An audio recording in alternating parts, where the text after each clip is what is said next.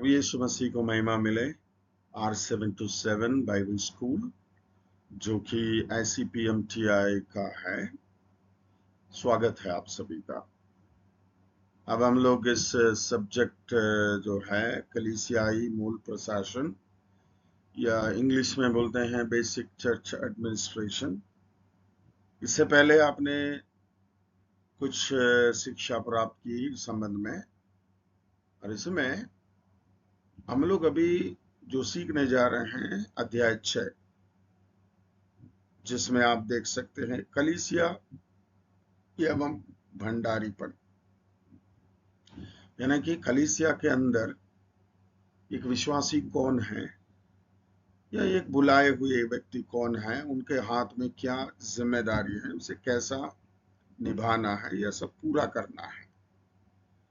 कोई भी कलीसिया के अंदर जैसे मर्जी है वैसे ही संडे आराधना में आकर के या कभी कभी कुछ करके जाना नहीं।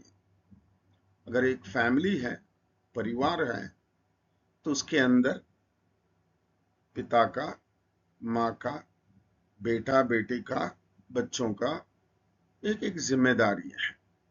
उसे जब सही तरीके से निभाया जाता है, वो फैमिली बहुत आशीषित फैमिली होता है। वहां पे प्रभु की महिमा, प्रभु के आशीष प्रकट होता है। इसलिए यहाँ पे आप ये ध्यान में रखिए, आप जिस कलीसिया या स्थानीय कलीसिया में जाते हैं, राइट, कलीसिया जब आप बोलते हैं, इंग्लिश में बोलेंगे ग्लोबल चर्च या यूनिवर्सल चर्च, यानी कि विश्व स्तरीय कलीसिया, हम उसका बात नहीं बोल रहे हैं।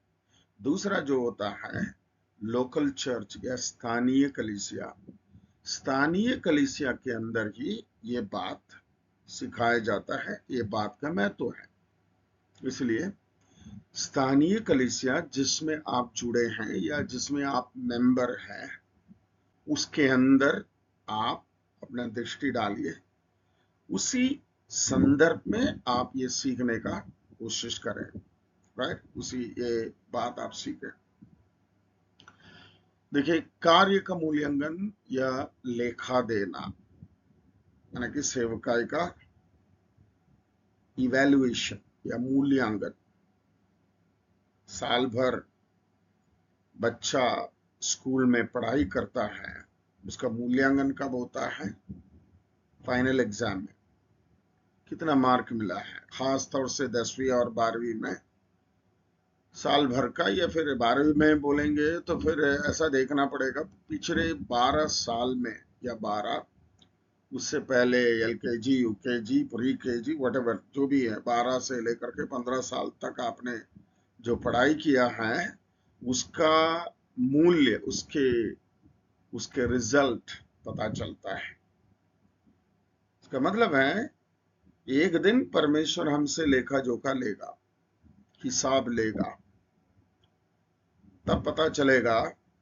एक व्यक्ति अगर 50 साल विश्वास जीवन व्यतीत किया या 25 साल जीवन व्यतीत किया, प्रभु का नाम लिया, प्रभु के उपस्थिति में गया, प्रार्थना किया, सेवा किया, है ना, 1 कुरिन्ती 3 अध्याय के अनुसार हम देखते हैं हर व्यक्ति के काम कैसा परखा जाएगा? आग से होकर गुजरेगा, परखा जाएगा।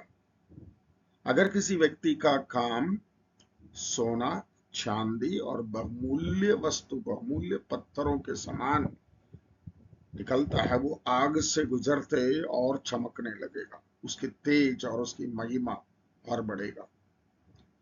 किसी का काम लकड़ी के समान होता है तो थोड़ा सा कोयला मिलेगा।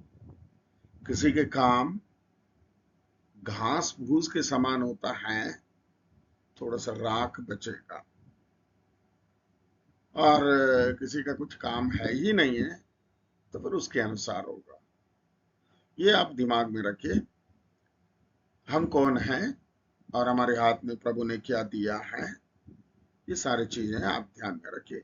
और यहाँ पे इंट्रोडक्शन में जाने से पहले मैं आपको ये बताना चाहूंगा, देखिए, आपका शरीर,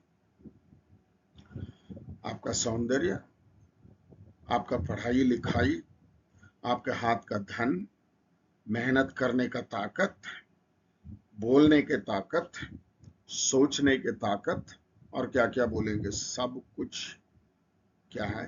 परमेश्वर का देन है। प्रभु ने अनुग्रह करके आपको दिया। आपके समान कितने लोग चल नहीं पा रहे हैं, हाथ नहीं, पैर नहीं है, पढ़ाई लिखाई सोच नहीं है, जानवर जैसा।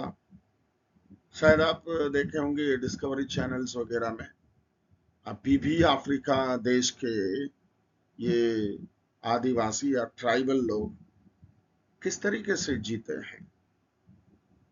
लेकिन हमें परमेश्वर ने इतना सारा सहूलियत दिया, सही सलामत रखा, और काम करने का अनुग्रह दिया, कमाने का अनुग्रह दिया, जीवन दे करके रखा है। इसका यह मतलब है प्रभु हमारे हमारे द्वारा कुछ करना चाहता है। चलिए हम लोग बाइबल के अनुसार देखते हैं, यानी कि विस्तीर्ण रूप में देख सकते हैं, लेकिन उतने विस्तीर्ण रूप में नहीं जाएंगे। यहाँ पे हमारे पाठ हैं, उसके अंदर रहिए। राइट? जीवन व सेवा का लेखा, दो चीज, जीवन व सेवा। पहले जीवन को देखिए, मैं यहाँ नोट्स वगैरह पढ़ते नहीं रहूंगा, आपको पढ़ना है जीवन। राइट? कैसा? प्रेरितों के काम की पुस्तक 17वें अध्याय उसके 26वें आयत में आप देखते हैं कि परमेश्वर के अनंत काल की योजना के अंतर्गत प्रभु ने कौन कौन सी जगह में, कौन सी भाषा वालों के बीच में, कौन से सभ्यता में, कौन सी तरीके से जीना है, काम करना है, प्रभु के लिए इस्तेमाल में आना है, ये सब परमेश्वर ने पहले से योजना बनाया। इसका ये मतलब आपका जीवन जिस सभ्यता में, जिस भाषा वालों के बीच में, जिस फैमिली में है, ये परमेश्वर के अनंत काल की योजना है। सबसे पहले उसमें खुश रहिए। आपका रंग क्या है, आपका पढ़ाई क्या है, आपका फैमिली का पृष्ठभूमि क्या है, आपके पास कितना धन है, कितना धन नहीं है, या फिर क्या सहूलियत है, क्या सहूलियत नहीं है, ये सब प्रभु के योजना के अंतर्गत है। उसमें सबसे पहले खुश रहिए। आपका यह जीवन प्रभु का दान है, और खास तौर से इस जीवन को परमेश्वर ने अपने पुत्र प्रभु यीशु मसीह के मृत्यु के द्वारा एक नया जीवन में बदला। यूहन्ना 1:12 के अनुसार प्रभु ने आपको परमेश्वर के संतान होने का अधिकार दिया। यूहन्ना 5:24 के अनुसार परमेश्वर ने आपको मृत्यु से पार करा करके जीवन में प्रवेश कराया। और मैं बोलते जा सकता हूं, आपके अंदर उद्धार का दृढ़ निश्चय परमेश्वर ने दिया है। आपको मालूम है परमेश्वर के संतान है, प्रभु के दाहिनी ओर बैठे हुए हैं। आप प्रभु परमेश्वर के संग मिलेंगे, इस धरती पे नाश नहीं होंगे। ये परम धन्य आशा प्रभु ने आपके जीवन में रखा है। नया जीवन, नया जीवन प्रभु आपको और मुझको दिया है। और इस जीवन को पौलुस कह रहे हैं, अब जो मैं जीवित हूं, मैं नहीं हूं, मसीह मुझ में जीवित है। आप कैसे कंसिडर करते हैं? क्या आप अपना जीवन व्यतीत करने के लिए प्रयत्न करते हैं, मेहनत करते हैं, कोशिश करते हैं, हार्ड वर्क करते हैं, ये बोलते हैं कि प्रभु के अनुग्रह है, मैं जीवित हूं? ये जीवन परमेश्वर का दान है, और ये प्रभु हमारे हाथ में दिया है। इसको कैसे हम जीवित जीवित जीवन व्यतीत करके खत्म करेंगे? एक उदाहरण बाइबल के अंदर देखते हैं।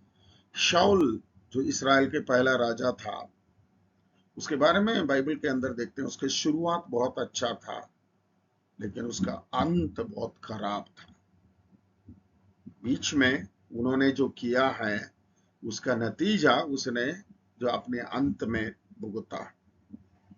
तो क्या बोलना चाहिए, हम जीते जीते हमारा सोच, हम कौन कौन सी पुस्तकें पढ़ते हैं, क्या क्या सुनते हैं, क्या क्या समझते हैं, क्या क्या सोचते हैं।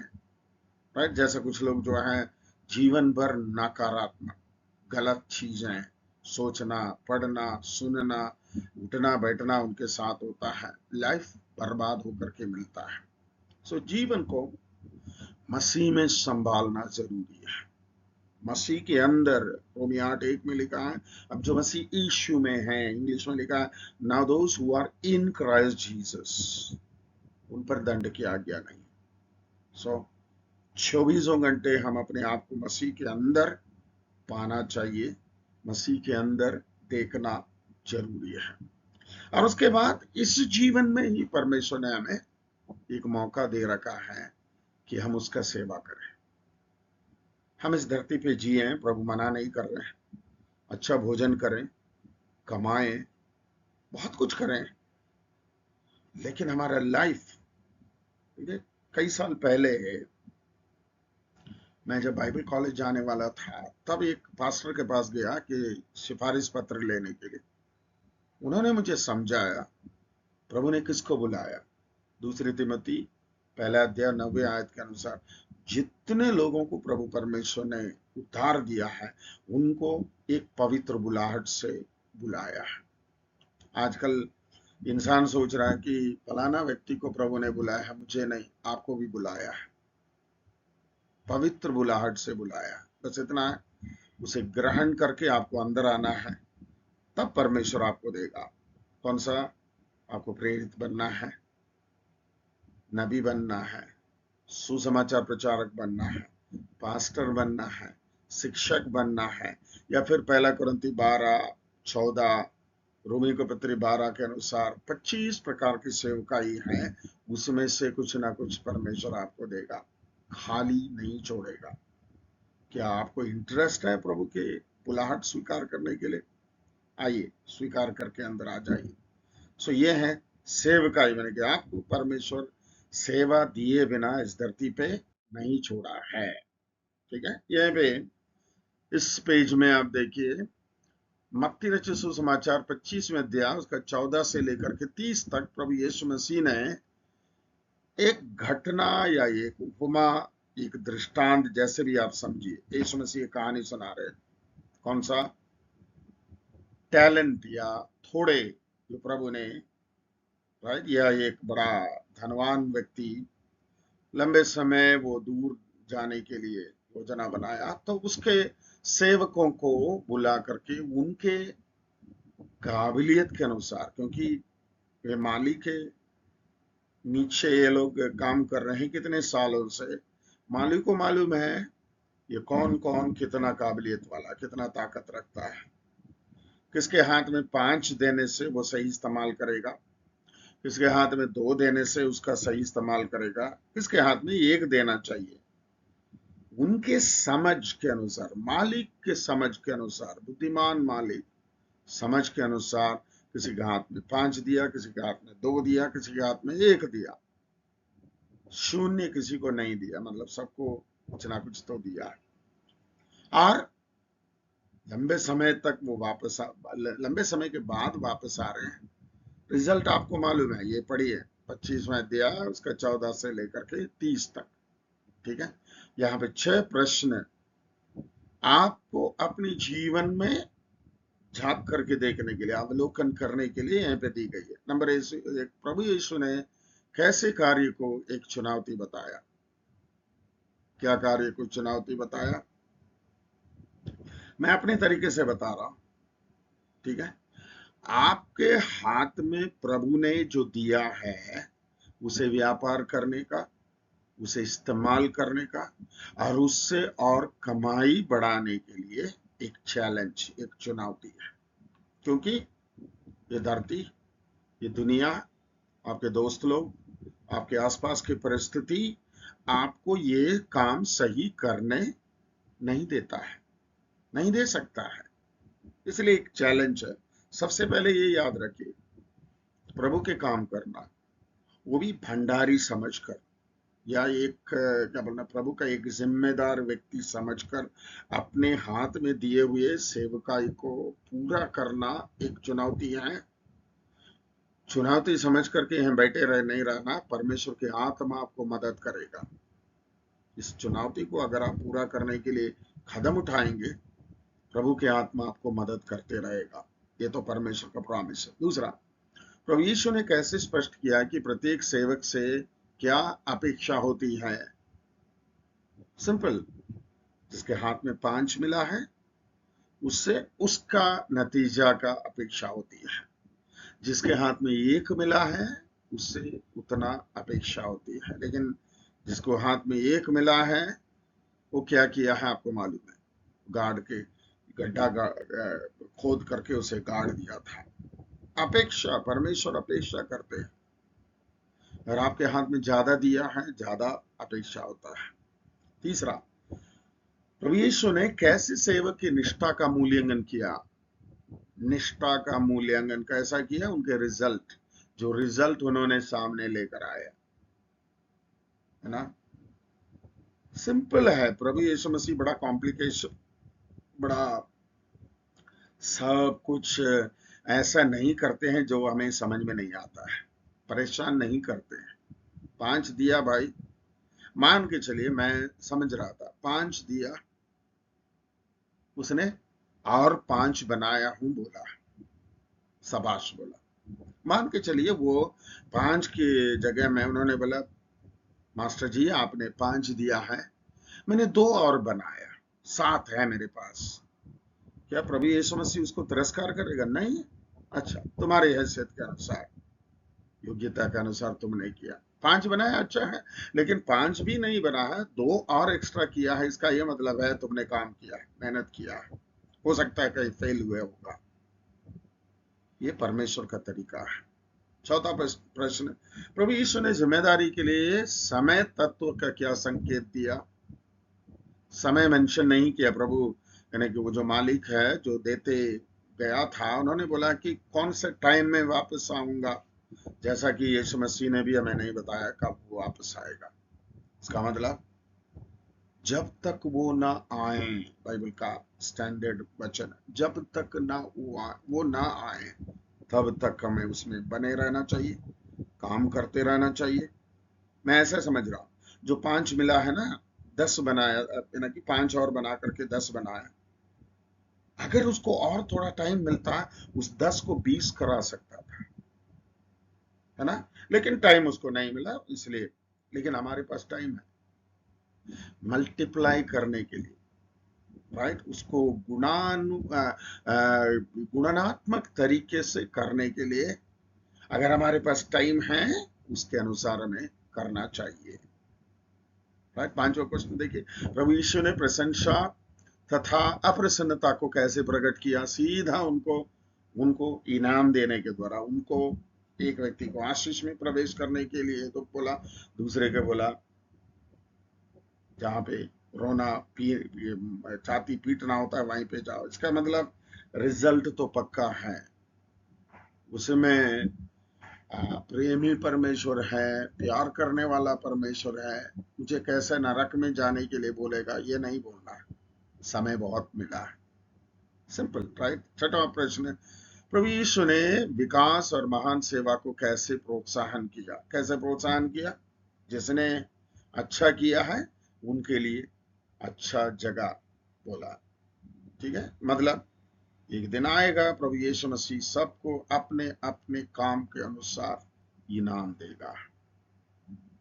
यहीं पे आपको आइडिया मिल रहा है, हम बेकार बैठ करके खाली हाथ से परमेश्वर की उपस्थिति में नहीं जा सकते हैं। हम एक भंडारी है। भंडारी का ये मतलब हमारे हाथ में जो माल है वो हमारा नहीं है, मालिक का है। सही लेखा जोखा देना पड़ेगा, राइट। आगे बढ़ते हैं। यहीं पे देखिए, धन का लेखा, ये बोलते हैं ट्रेजरर। यहाँ पे धन की बात मान के चलिए, धन हमारे हाथ में। सुनिए, पुराना नियम में प्रभु को कितना देना था? 10वां अंश, टाइट बोलते हैं, 10वां अंश। अब हम भंडारीपन सीख रहे हैं, ये आपको याद रहना चाहिए। 10वां अंश मिनिमम होना चाहिए। ये विचार है कि सब कुछ जो हमारे हाथ में प्रभु ने दिया है, प्रभु का है, और उसमें आप कितना देते हैं कितना नहीं देते हैं आपके हाथ में है। और जैसा मैंने सुना है, कोलगेट जैसा बड़ा महान व्यक्ति जिसने कंपनी बनाया कोलगेट के नाम से, टूथपेस्ट, कॉलेज, यूनिवर्सिटी, हॉस्पिटल, सब बना है। उन्होंने 10वां से शुरू किया है, लास्ट में उन्होंने अपनी आमदनी के 90% प्रभु की सेवकाई के लिए देना शुरू किया। जैसे आज गिडियंस इंटरनेशनल के बारे में आप सुना है, लाखों करोड़ों करोड़ों करोड़ों बाइबल फ्री में डिस्ट्रीब्यूट होता है। एक बाइबल बनकर आने के लिए 20-25 यानी कि नए नियम, बड़ा बाइबल बनकर आने के लिए 400 रुपया के आसपास होता है। ये सब के लिए धन कौन करेगा? कोई ना कोई करता है, भंडारीपन समझ करके, ना कि प्रभु ने मेरे हाथ में दिया है, उसे प्रभु के लिए खर्च करना है, ये धन। ओके, दो क्वेश्चन देखिए, दो बात। कलीसिया को अपने निष्ठावान अनेकों सदस्यों को चुनने दे, पूर्ण दिए गए धन के विषय में प्रत्येक को सूचित करते रहें। कौन? यहाँ पे आदि शताब्दी के कलीसिया। ओके, कलीसिया के धन के रख रखाव का कार्य पुरोहित तथा उसके परिवार के अतिरिक्त कलीसिया के किसी और सदस्य के द्वारा होना चाहिए। राइट, इसका ये मतलब कलीसिया का धन पूरा पूरा पास्टर ही उठा करके लेके आएगा, ये नहीं होना चाहिए। राइट, और किसी एक व्यक्ति के हाथ में होना चाहिए। हमारे चर्च में कमिटी है, मैं पास्टर या फिर चेयरमैन, और उसके बाद एक ट्रेजरर है, एक सेक्रेटरी है, फिर मेंबर्स हैं। राइट, कि कल कोई हमारे ऊपर मेरे ऊपर दोष ना लगाए, ये तो सब उठा करके ले जा रहे हैं, तो फिर कैसा कर रहे हैं हमें पता नहीं है। राइट, ये नहीं होना चाहिए। चलिए आगे बढ़ते हैं। यदि कलीसिया छोटी है तो पुरोहित वो स्वयं धन की गणना करने के लिए अपना एक सहायक चुन लेना चाहिए। यहीं पे आप पढ़ सकते हैं। इस प्रकार पुरोहित कलीसिया के पैसे को उधार लेने की आजमाइश से बच सकता है। देखिए, हमारी चर्च का एक अकाउंट है, बैंक में है, अकाउंट है, पैसा है, लेकिन चेक बुक मेरे हाथ में है, लेकिन उस चेक बुक में 3 व्यक्ति साइन करना है, या 2 व्यक्ति, तीनों करने से ठीक है, या फिर 2 व्यक्ति साइन करना है। मेरा साइन फाइनल है। मैं कभी भी ब्लैंक चेक में किसी का दस्तखत करवा करके नहीं रखता हूं कि मेरे अंदर ये एक आजमाइश ना आ जाए कि कल मैं उनकी जानकारी के बिना अकाउंट में से जाकर के पैसा ना निकालूं।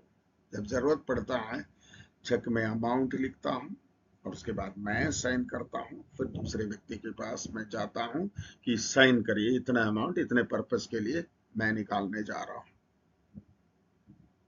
इसको इंग्लिश में बोलते हैं ट्रांसपेरेंसी।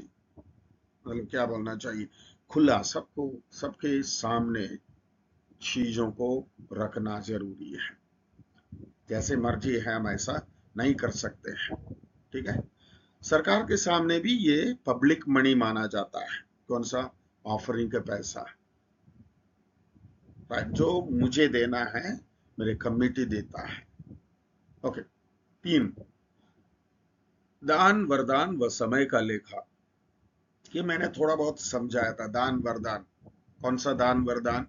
1 कुरिन्ती 12वें अध्याय में, 14वें अध्याय में, रोमियो को पत्री 12वें अध्याय में, मेनली 9 वरदान। कौन सा? पावर गिफ्ट, सामर्थ के वरदान, विश्वास, चंगाई और चमत्कार। बोलने के वरदान, इंग्लिश में बोलते हैं ओरल गिफ्ट्स। कौन सा है? या स्पीकिंग गिफ्ट्स, अन्य भाषा बोलना, अन्य भाषा का व्याख्यान करना, भविष्यवाणी बोलना। राइट, और तीसरा पार्ट में आ जाता है, इंग्लिश में बोलते हैं डिसर्निंग गिफ्ट्स, या पहचानने का या परखने का वरदान। कौन सा? ज्ञान की बातें, बुद्धि की बातें और आत्माओं का परख। ये सब पवित्र आत्मा के द्वारा परमेश्वर ने हमारे अंदर दिया है, उसे चमकाना है।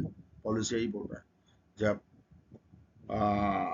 प्राचीनों के उपस्थिति में जब हमने तेरे ऊपर हाथ रख करके प्रार्थना किया है, तब परमेश्वर ने तुम्हारे अंदर वरदान को डाला है, उसको ज्योतिर्मय बनाओ, चमकाते रहो। इंग्लिश में लिखा वार्म अप करो, ठीक है, उससे प्रज्वलित करो। जितना प्रार्थना में, जितना प्रभु के संग संग चलते हैं, जितना वचन पर अध्ययन करते हैं, आपके अंदर ये काम करने लगता है।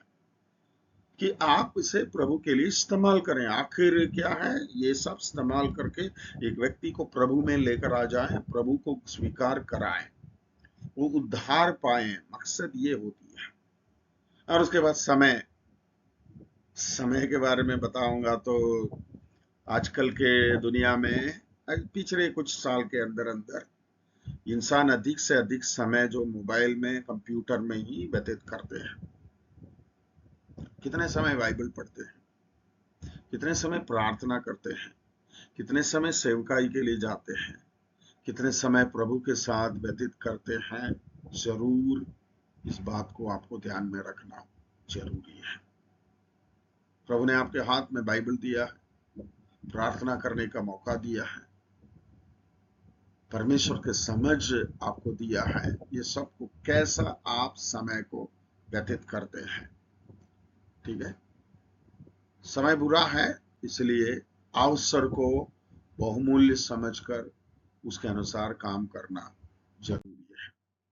राइट, कभी कभी हमें अपने लोगों को याद दिलाना पड़ता है कि उन्हें अपनी भेंट या दान देने के लिए और अधिक प्रेरित होना चाहिए। बहुत से लोग आशीष पाने की आशा में दान देते हैं, किंतु दान देने का यह दृष्टिकोण ठीक नहीं है।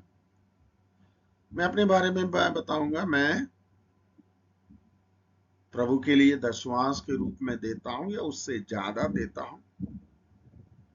और जब उसके अलावा जब भी मैं दान पेटी में दान डालता हूं, 100 रुपया से कम नहीं डालता। ऐसा नहीं 10 रुपया, 20 रुपया, 50 नहीं, 100 रुपया मेरे। मैं आपको ये कंपल नहीं कर रहा हूं। आपके लिए भी एक पॉलिसी होना चाहिए। प्रभु की उपस्थिति में जाते हैं, ठीक है, प्रभु को कैसे हम आदर करते हैं, ये बात। चलिए आ जाते हैं, लास्ट पेज में आ जाते हैं।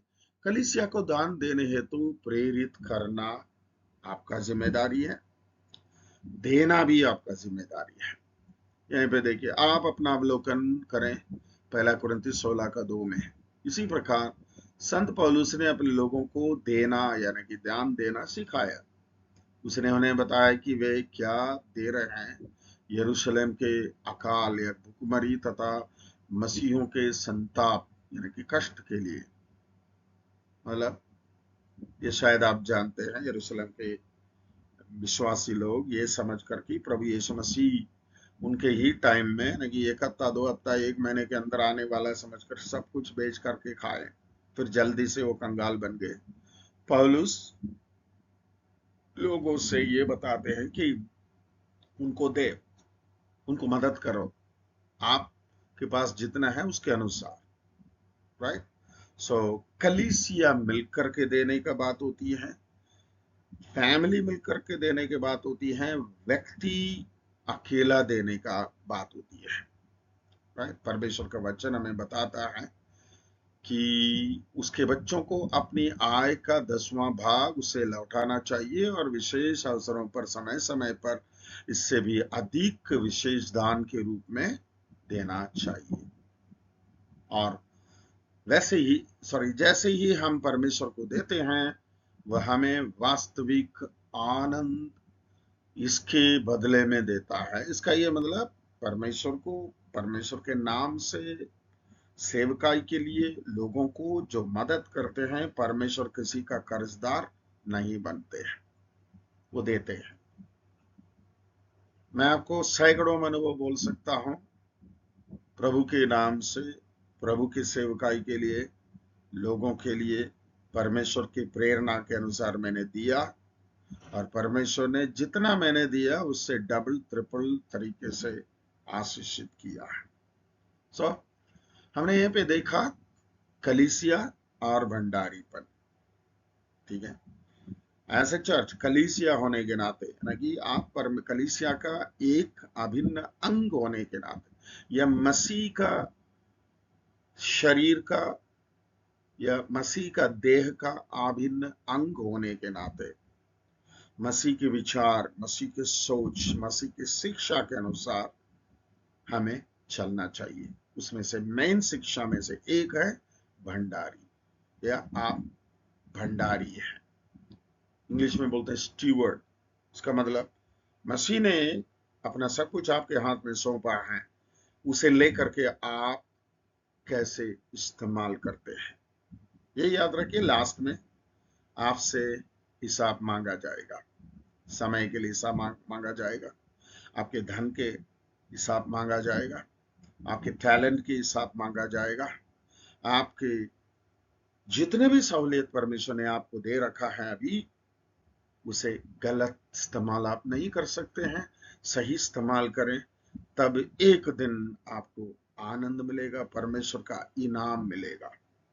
किसी ने बोला उद्धार आपके लिए फ्री है, आप स्वर्ग जा सकते हैं, लेकिन स्वर्ग में आकाश मंडल की तारागणों के समान चमकना है। आपका उद्धार के बाद प्रभु के लिए सेवकाई में आपको कुछ खास करना चाहिए। प्रभु आपको आशीषित करें। अगली शिक्षा में मिलते हैं, तब तक आपको संभाल करके रखें। Thank you. God bless you.